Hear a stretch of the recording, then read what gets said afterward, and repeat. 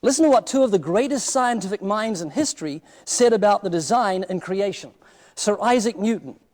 The most beautiful system of the sun, the planets, and comets could only proceed from the counsel and dominion of an intelligent and powerful being. Albert Einstein. He said, in the view of such harmony in the cosmos, which I, with my limited human mind, am able to recognize, there are yet people who say there's no God. Quote mining, another favourite ploy of the creationists, using partial or misleading quotes from real scientists in the hope that some of their academic credibility will rub off on them. It's trivial to do.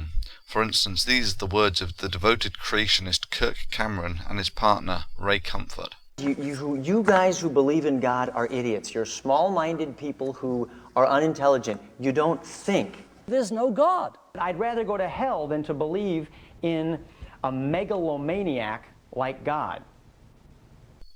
This is the worst kind of deceit, worse in many ways than actually lying, in that it is specifically designed to intentionally mislead people by either misquoting people or misrepresenting academic discourse, which is essential to the progression of science, as a weakness of a theory. It is also very noticeable that these creationists plead with you to accept their views. In academic circles, this would be instantly interpreted as a man with no case to present, which is why he resorts to such snake oil salesman-style techniques. In academic lectures on research science, it is taken that any argument presented stands on its merits. The lecturer is expected to present his case clearly, but any attempt to suggest that his argument should be accepted based on the pleading or scoffing of the lecturer will be instantly greeted with academic skepticism. This sort of thing might fly in the pulpit and in political forums, but it has no place in the academic arena.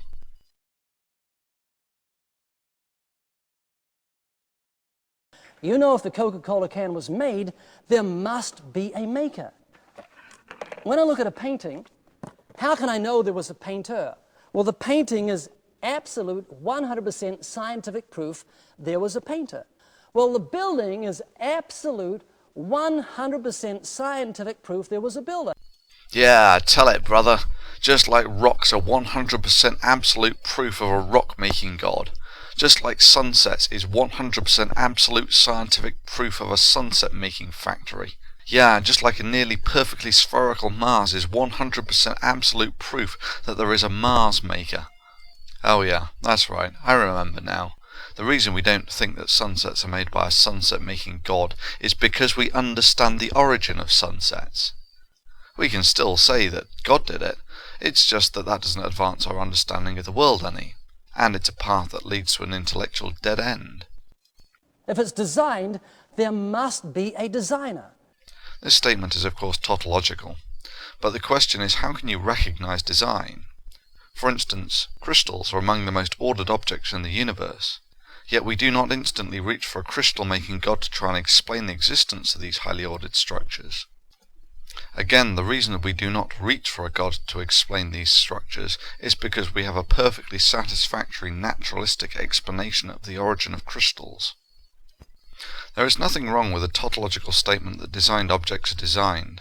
There is nothing wrong with a statement that paintings, etc., are designed, simply as they have no plausible naturalistic explanation for their origin.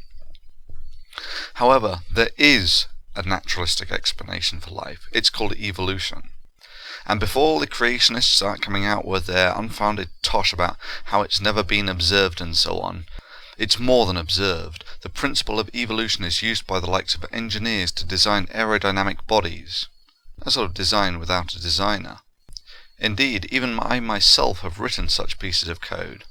All you need is reproduction with variation, and environmental attrition, and evolution intrinsically follows. This is not just some animation, but the front end of an evolutionary algorithm, where the bugs are actually evolving to the environment. But let's just highlight the logical flaws of this typical creation argument that designed objects such as paintings, buildings, etc. require a designer. Life looks designed, so it must have a designer. Let me parody this creationist logic. Let me take a load of pebbles and see if any of them perfectly fit a shot glass.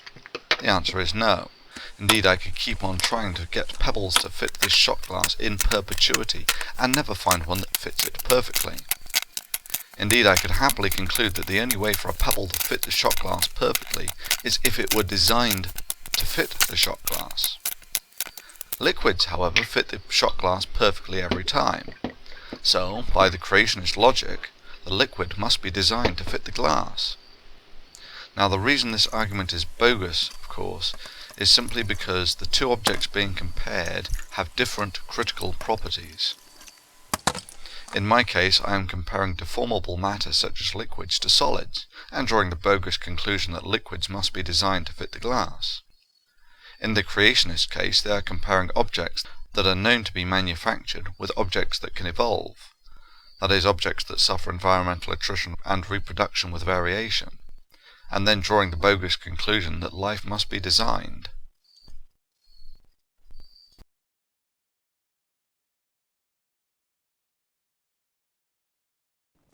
When I look at this building, how do I know there was a builder? You can't see him, hear him, touch him, taste him, or smell him. I mean, what evidence is there was a builder?